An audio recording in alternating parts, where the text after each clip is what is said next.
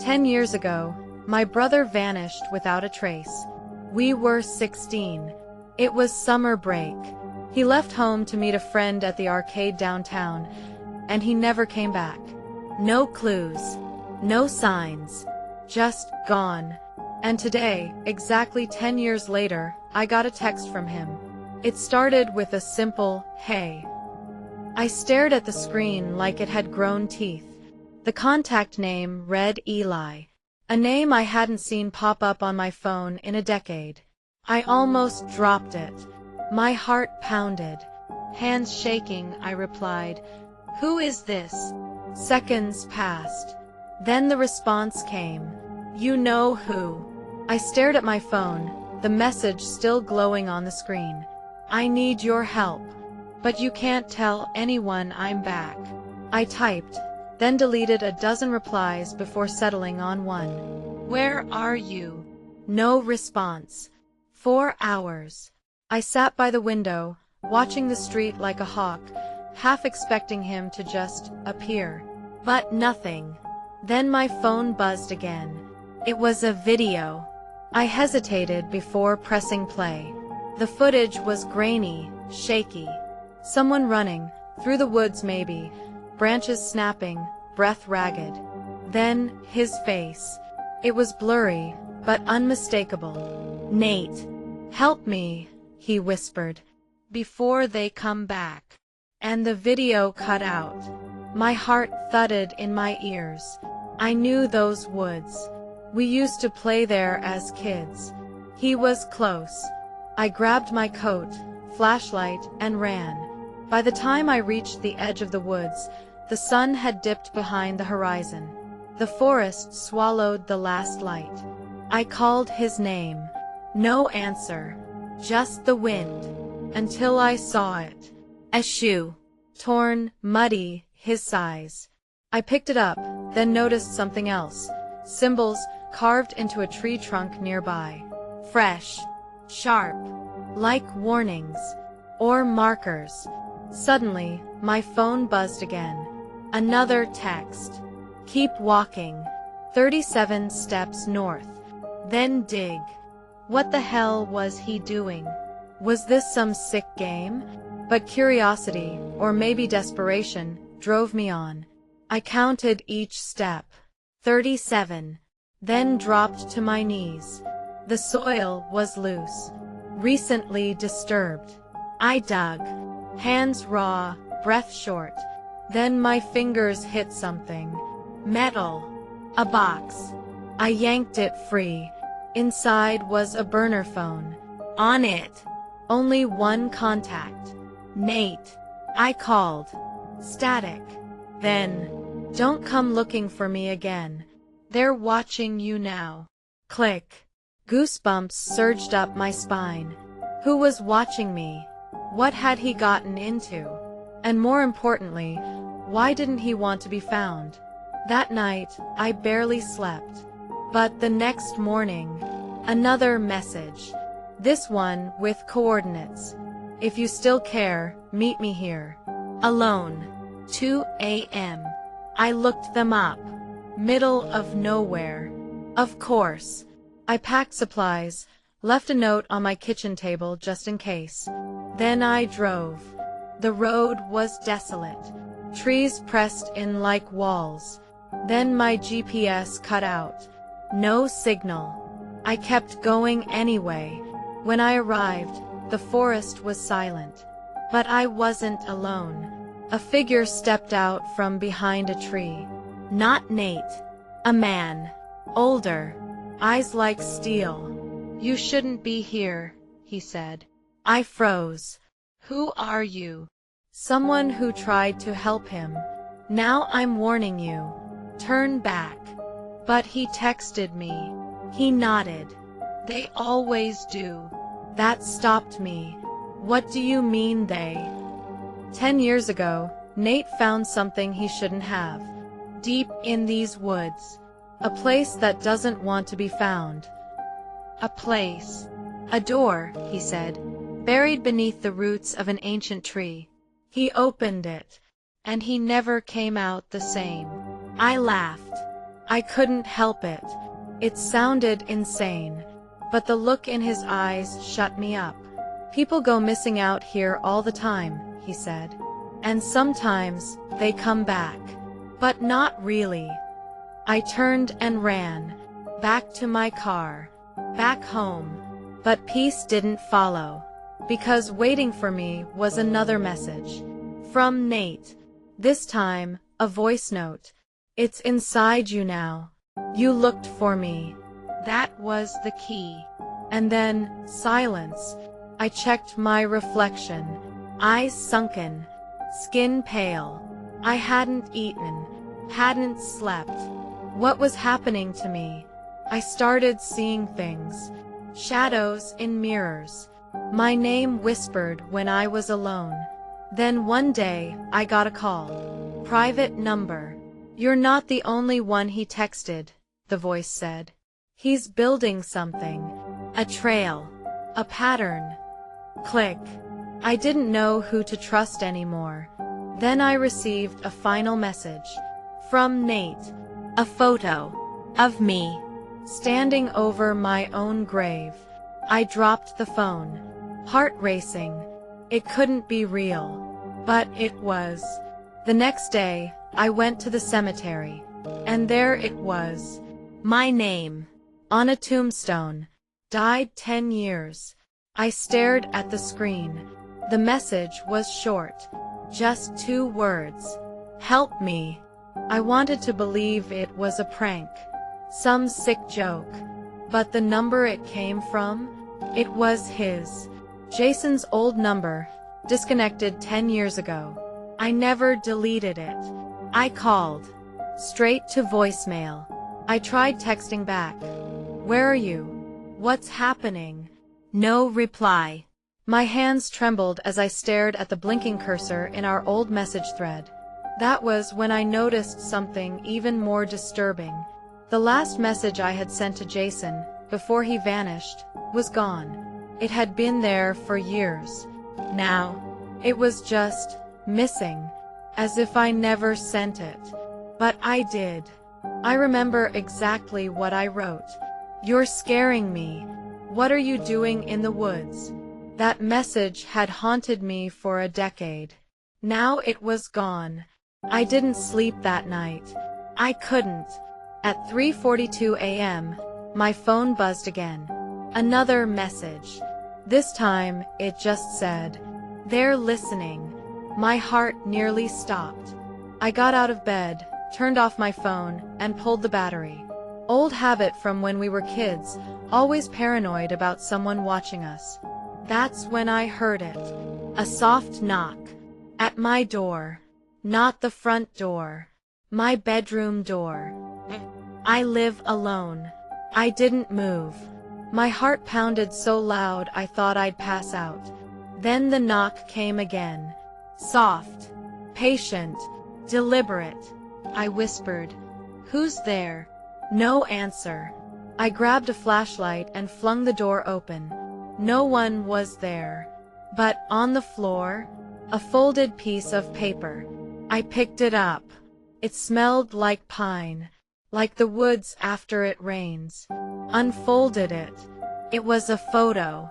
Me and Jason, taken the summer before he disappeared. But we weren't alone. Behind us, in the tree line, a figure. Just barely visible. Dark. Too tall. No face. I dropped it. What the hell was happening? The next morning, I drove to our old town, Haven Ridge. Jason and I grew up there. Left after high school.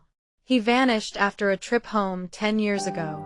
Nobody had seen him since. When I got into town, everything felt off. Like a place you remember from a dream. Buildings looked the same, but older. People looked at me like they knew me, but wouldn't say why. I went straight to his old house. It was gone. Not boarded up. Not for sale. Gone. Just empty land. Overgrown grass. Like the house never existed. I walked into the field where it once stood. My phone buzzed. Another message. Stop. That was it. No sender. No signal. I turned around and saw someone standing in the woods across the street, just like in the photo. Tall, shadowed, watching. I froze. The figure didn't move, just stood there, half hidden behind the trees, as if daring me to come closer. I snapped a photo with my phone, but when I checked, nothing, just empty trees. I looked up again. Gone. I sprinted back to my car, slammed the door, locked it. That was when I saw something scratched into the windshield on the inside. 3 words, barely visible unless the light hit just right. He's not gone. I left Haven Ridge immediately. Back home, I tried to make sense of it all. I dug up everything I could find on Jason's disappearance. Police reports, news clippings, old text messages, but half of it was missing. Or different. The report used to say he vanished on May 17th. Now it said June 5th. I checked my old calendar. May 17th still had Jason leaves for trip scribbled on it. But that date, it was gone from the digital report. Changed. Why? Was someone altering history? Or was I losing my mind? Then he called. No caller ID. Just a voice. Crackled. Broken. Like it was coming from deep underground. Don't trust them, he said. My throat tightened. Jason. They'll erase you next. Just like me. Just like the others. Who? Who's doing this? Static. Then one more word before the line cut. Forest. I nearly dropped the phone. I drove to the edge of Haven Ridge Forest that night. The place where Jason was last seen. Where he texted me from before he disappeared. It was quiet. Too quiet. I stepped into the trees. The moment I did, my phone lost signal.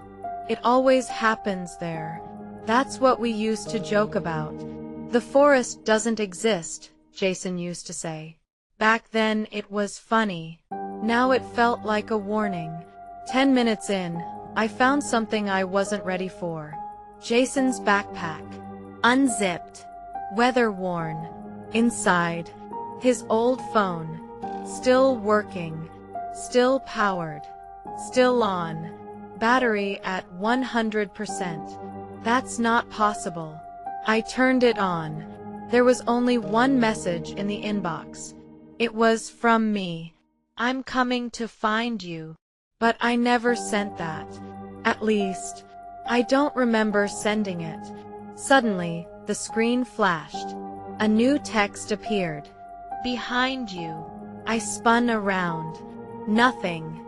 But the forest had changed. It felt closer. Like the trees had moved in. Tighter. I ran. But every direction led me deeper. I passed the same tree 3 times. Something was whispering. My name. I kept running. Then I saw it. A phone. Half buried in the dirt. Ringing. My name flashing on the screen. But I wasn't calling. I picked it up. Hello. A voice I hadn't heard in 10 years. My grave's here, Jason said. But I'm not dead. I couldn't speak. I couldn't even breathe. My grave's here, but I'm not dead. Jason's voice was steady, clear, but behind it, something else. A hum, a pressure, like the forest itself was listening. Where are you? I whispered. I don't know anymore, he replied. But I was here, and I think they buried me wrong. What do you mean? The forest. It bends time. Memory. They used it. I saw them bury something with my name, but it wasn't me. I clutched the phone tighter. Jason, are you alive? Depends on your definition. Then silence. I stared down at the phone, heart racing. Then it buzzed again. A message. Just coordinates. I punched them into my map. Deep in the forest. A spot that didn't officially exist. I had a choice. Walk away, pretend none of this happened, or follow through. I chose the second. The walk was long. Hours, maybe. Time twisted in on itself. I stopped once, maybe twice, but the sun never moved. Birds didn't sing. No wind. No sounds. Then I saw it. A small clearing. A single, unmarked grave. Fresh dirt. I approached slowly, heart in my throat. There was a phone on top. Ringing. I picked it up. Jason again. I tried to leave, he said. But I'm part of it now. We all are. What is this place? He didn't answer that. He just said, they'll make you choose. You can dig, or you can forget. The call dropped. I stood over the grave for a long time. Then I started digging. The dirt was soft. Almost too soft. Like it wanted to be moved. And then, my shovel hit something. A box. Not a coffin. A lockbox. I opened it. Inside, a phone. Jason's face on the screen. And a recording. If you're seeing this, I didn't make it out. But I tried. And now it's your turn. Suddenly, the forest lit up. Not with fire, but with light. Pulsing. Like it breathed. I heard footsteps behind me. Turned around. Jason. Or something that looked like him. But different. Pale. Hollow-eyed. He smiled. You opened the box, he said. What are you? I'm what's left. He stepped closer. You can't save me. But maybe you can warn the next one. I backed away, holding the phone like a shield. Then, his body glitched. Like static on a screen. He was gone. I ran. No direction. Just away. Eventually, I stumbled out onto a road. Back into the world. I looked back. The forest was gone.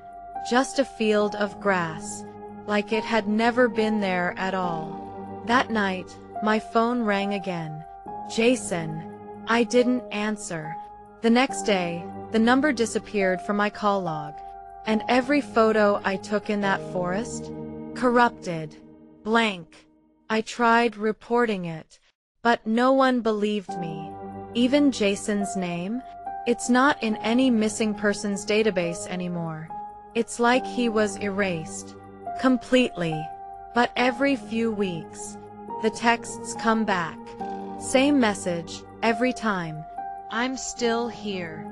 And sometimes, a new one appears. Now it's your turn. And maybe, just maybe, some people aren't missing. They're just somewhere else. Somewhere we're not meant to look.